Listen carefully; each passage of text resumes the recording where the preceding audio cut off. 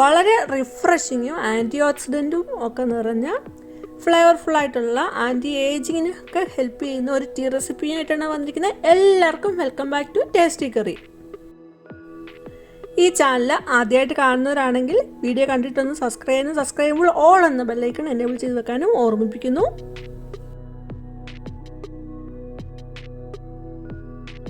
അപ്പോൾ നമ്മുടെ ടീക്ക് വേണ്ടി ഞാൻ എടുത്തിരിക്കുന്നത് 4 ഫ്രഷ് ആയിട്ടുള്ള സ്ട്രോബെറി ആണ് എടുത്തിരിക്കുന്നത്.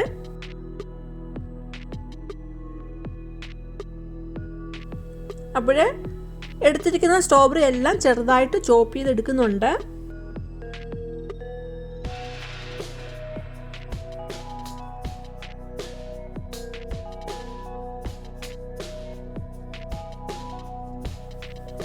സ്ട്രോബെറിയിൽ ധാരാളം ആൻറ്റി ഓക്സിഡൻറ്റും വൈറ്റമിൻ സിയും ഒക്കെ ഉള്ളതുകൊണ്ട് തന്നെ ഹൃദയാരോഗ്യത്തിനും വാതസംബന്ധമായിട്ടുള്ള രോഗങ്ങൾക്കും ആൻറ്റി ഏജിങ്ങിന് ഹെൽപ്പ് ചെയ്യുന്നതും അതുപോലെ ബ്രെയിൻ ഫങ്ഷൻ ഇമ്പ്രൂവ് ചെയ്യുന്നതിനും ഇമ്മ്യൂണിറ്റി വർദ്ധിപ്പിക്കുന്നതിനും എല്ലാം വളരെ നല്ലതായിട്ടുള്ളതാണ്. കുട്ടികളും മുതിർന്നവരെല്ലാം വളരെ അധികം ഇഷ്ടപ്പെടുന്ന ഒന്ന് തന്നെയാണ് സ്ട്രോബെറി.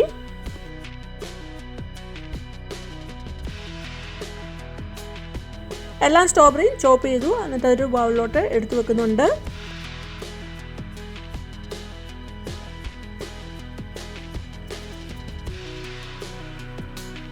ഇനി ഒരു ബൗളിലോട്ട് 2 ഗ്ലാസ് വെള്ളം ഒഴിക്കുന്നുണ്ട്. എന്നിട്ട് അതിലേക്ക് നമ്മൾ ചോപ്പ് ചെയ്ത് വെച്ചിരിക്കുന്ന സ്ട്രോബെറി ഇട്ട് കൊടുക്കുന്നു.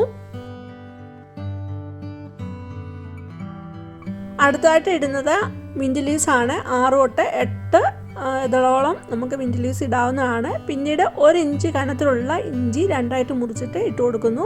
ഒന്ന് മിക്സ് ആക്കിയിട്ട് പിന്നെ ഗ്യാസ് ഓണാക്കുന്നുണ്ട്.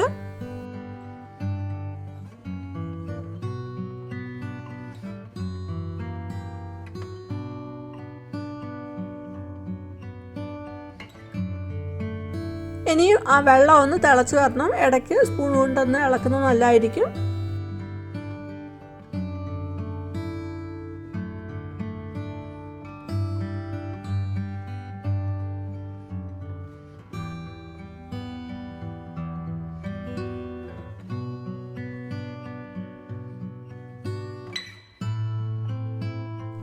വെള്ളം തിളച്ച് കഴിഞ്ഞിട്ട് ഒരു 3-4 മിനിറ്റോളം ഒന്ന് തിളപ്പിക്കണം.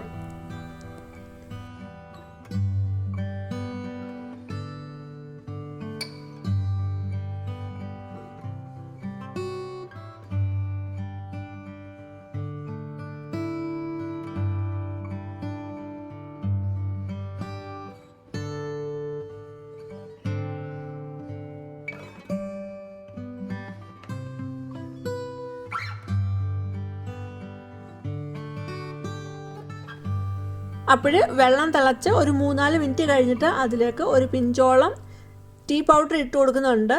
നമുക്ക് ടീ പൗഡറിന് പകരം ഗ്രീൻ ടീ ഇട്ട് കൊടുക്കാവുന്നതാണ്.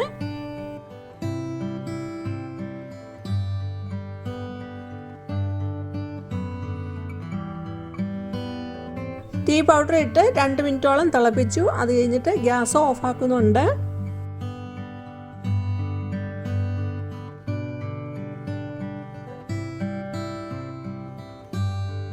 ഈ സമയത്ത് ഒരു നാരങ്ങയുടെ പകുതി ജ്യൂസ് പിഴിഞ്ഞ് അതിലോട്ട് ഒഴിക്കുന്നുണ്ട്. ഇനി നമുക്ക് സ്പൂൺ കൊണ്ടൊന്ന് മിക്സ് ചെയ്ത് കൊടുത്തിട്ട് ഒന്ന് അടച്ചു വെക്കുന്നുണ്ട് 2 മിനിറ്റോളം. അങ്ങനെ 2 മിനിറ്റ് കഴിഞ്ഞിട്ട് അരിപ്പയിലൂടെ നമ്മുടെ സ്ട്രോബെറി ടീ അരിച്ചെടുക്കുന്നുണ്ട്. സ്ട്രോബെറി ടീയിൽ മധുരത്തിന് വേണ്ടിയിട്ട് ഉപയോഗിക്കുന്ന ഹണിയാണ്. അപ്പോൾ ഞാൻ ഈ സ്ട്രോബെറി ടീ ഉണ്ടാക്കുന്ന സമയത്ത് ഹണി ഉണ്ടായിരുന്നില്ല, അതുകൊണ്ട് ഞാൻ ചേർത്തിട്ടില്ല. പഞ്ചസാരയാണ് ഉപയോഗിക്കുന്നത്, അത് ഇവിടെ വീഡിയോയിൽ എടുത്തിട്ടില്ല.